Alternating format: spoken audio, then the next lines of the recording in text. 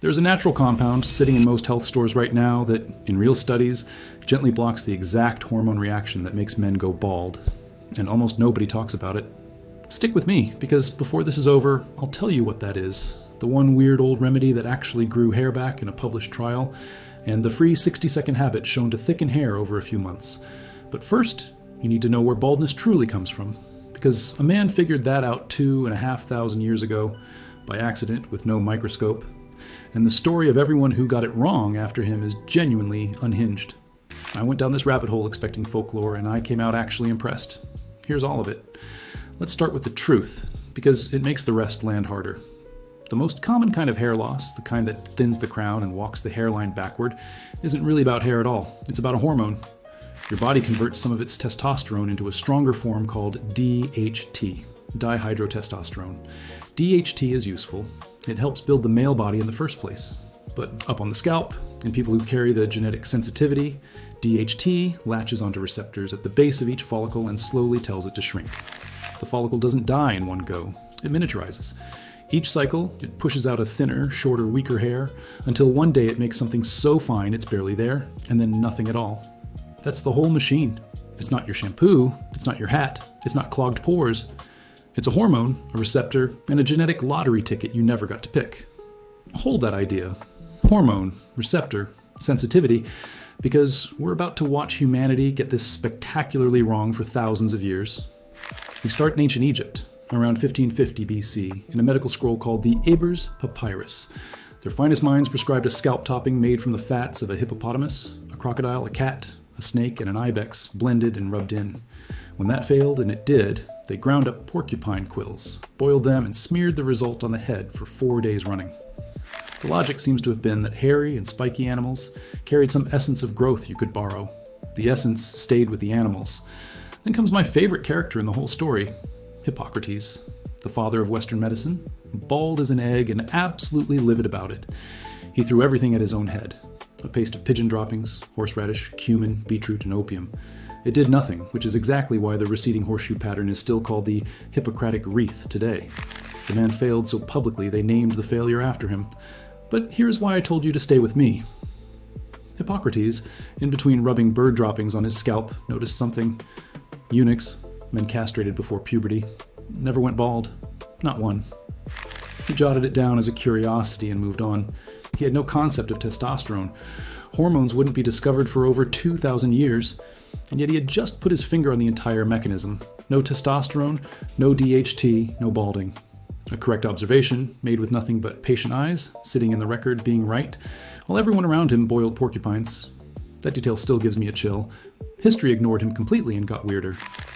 Julius Caesar was deeply insecure about his thinning hair.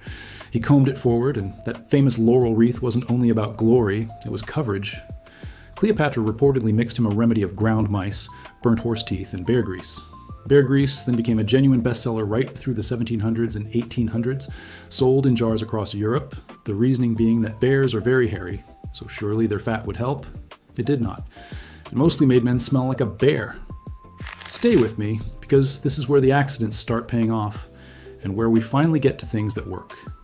For all of human history, the cures were pure guesswork, and then, in the 20th century, the real answers showed up almost entirely by mistake.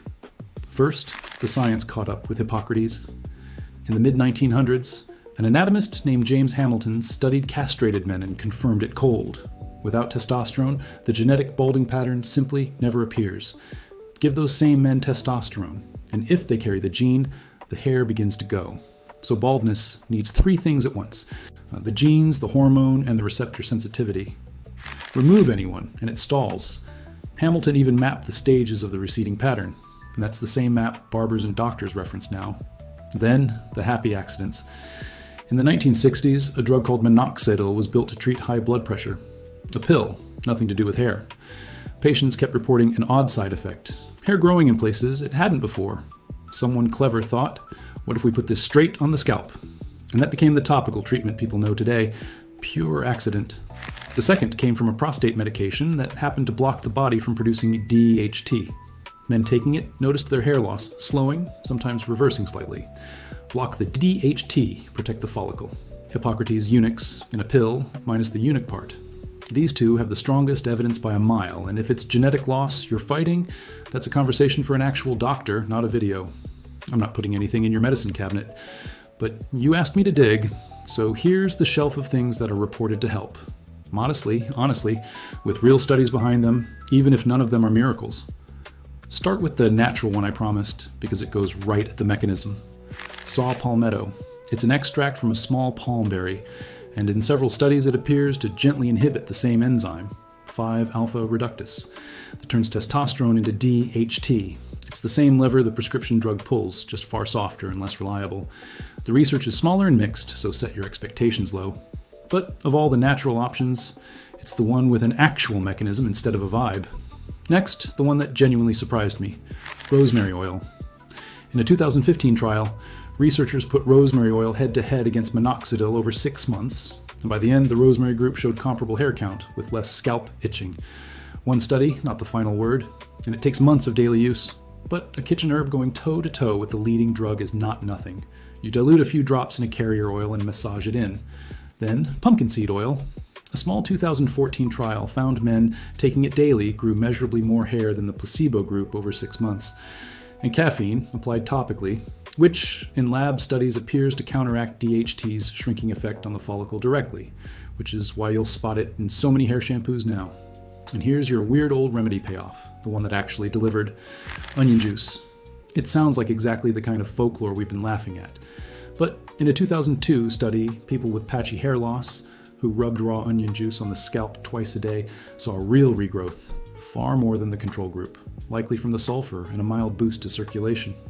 It reeks, and it works best on a specific patchy type rather than standard genetic loss, but unlike hippopotamus fat, this one has a paper behind it. Now the two free things, and they may be the best value on the entire list.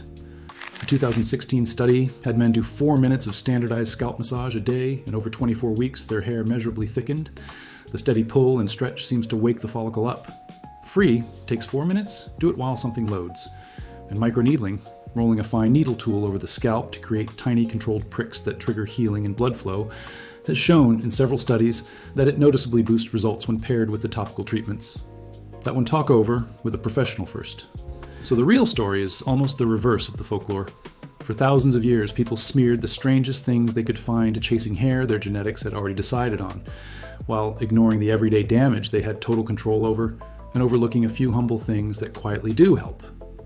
The hippopotamus fat was never going to work, but the rosemary oil, the 4-minute massage, the loosened ponytail, the gentler towel, that's hair you can fight for, starting today. Send this to someone who thinks ancient skincare was just superstition. See you in the next one.